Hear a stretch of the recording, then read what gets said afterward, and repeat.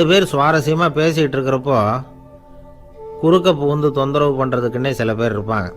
அது ரொம்ப இடைஞ்சலாக இருக்கும். இதே மாதிரி மின்காந்தம் கூட குறுக்க புகுந்து தொந்தரவு பண்ணும். கடைசியில் அது ஒரு பெரிய இடைஞ்சலில் கொண்டாந்து விட்டுரும். சில வீடுகளில் கேபிள் கனெக்ஷன் இல்லாமல் சில தனியார் டிவி காட்சிகள் தெரியும். அதுக்கு என்ன காரணம்னா இந்த மின்காந்த குறுக்கீடு தான் காரணம். இதைத்தான் சுருக்கமாக இஎம்ஐ அப்படின்னு சொல்கிறாங்க.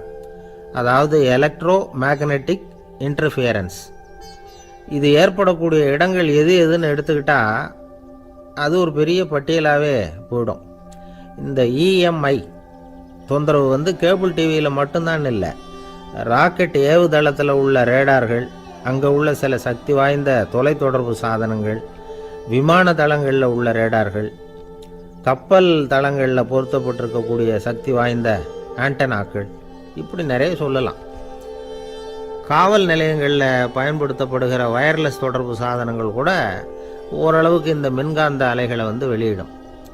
நம்ம வீட்டில் உட்காந்துக்கிட்டு ரேடியோ கேட்டுக்கிட்டு இருப்போம் அல்லது டிவி பார்த்துக்கிட்டு இருப்போம்.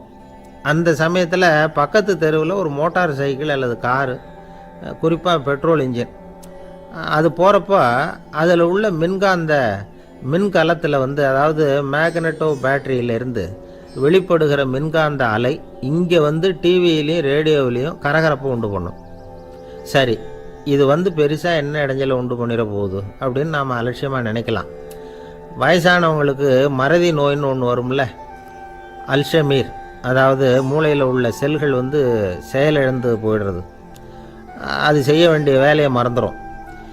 மனைவியே எதிரில் நின்னா கூட உன்னை எங்கேயோ பார்த்தது மாதிரி தெரியுதே அப்படின்னு சொல்லிகிட்டு இருப்பாங்க.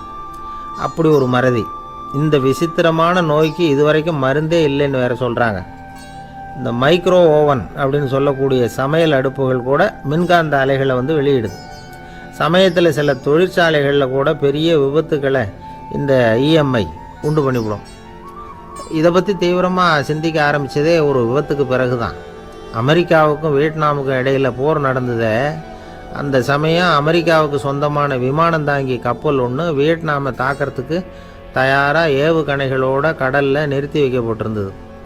தற்செயலாக அந்த பகுதியில் கப்பல் தொலைத்தொடர்பு பகுதிக்கு அருகில் ஊடுருவிய இந்த சக்தி வாய்ந்த ரேடியோ அலைகள் ஏவுகணையில் இருந்த மின்னணு சர்க்கியூட்டை பூர்த்தி செஞ்சு வச்சுட்டுது. அவ்வளவுதான், ஏவுகணை அங்கேயே வெடித்து சிதறி போச்சு. 130 பேர் அந்த இடத்துலையே உடல் கருகி செத்து போட்டாங்க.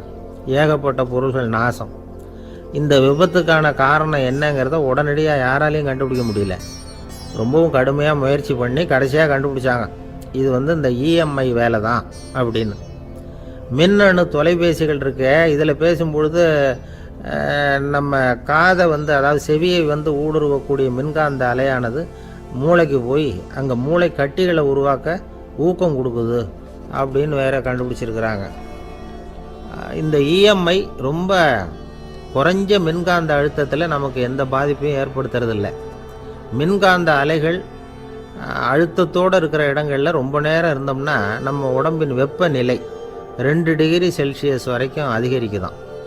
அதனால் வெப்பநிலையை சீராக்கிறதுக்கு இதய துடிப்பும் அதிகரிக்குது. இப்படிலாம் கண்டுபிடிச்சிருக்கிறாங்க. இப்போல்லாம் இந்த மின்காந்த குறுக்கீடுகளை தடுக்கிறது எப்படி அப்படின்னு விஞ்ஞானிகள் யோசனை செய்ய ஆரம்பிச்சிருக்கிறாங்க. இந்த விஷயத்தில் அலட்சியமாக இருந்தோம்னா எதிர்காலத்தில் நிறைய பேருக்கு இந்த ஞாபக மறதி நோய் வந்துடும். அப்புறம் அது ரொம்ப கஷ்டமாக போயிடும். ஒரு குடும்ப தலைவர் தன் மனைவியை பார்த்து, யார் நீ, உன்னை எங்கேயோ பார்த்தது மாதிரி இருக்குதே அப்படின்னு சொல்லிகிட்டு இருந்தார். உடனடியாக அவரை போய் பார்த்தேன். வாங்க டாக்டர்கிட்ட போகலாம் அப்படின்னு. அவர் என்னை தனியாக அழைச்சிட்டு போய் காதோட காதாக மெதுவாக சொல்கிறார், இதை பார்ப்பா, என் கையில் பணம் இல்லாத போகலாம், அப்படி மறதி நோய் வந்துட்டது மாதிரி நடிச்சுக்கிட்டு இருப்பேன், அவ்வளவுதான், அதை நீ கண்டுக்காத அப்படின்னார்.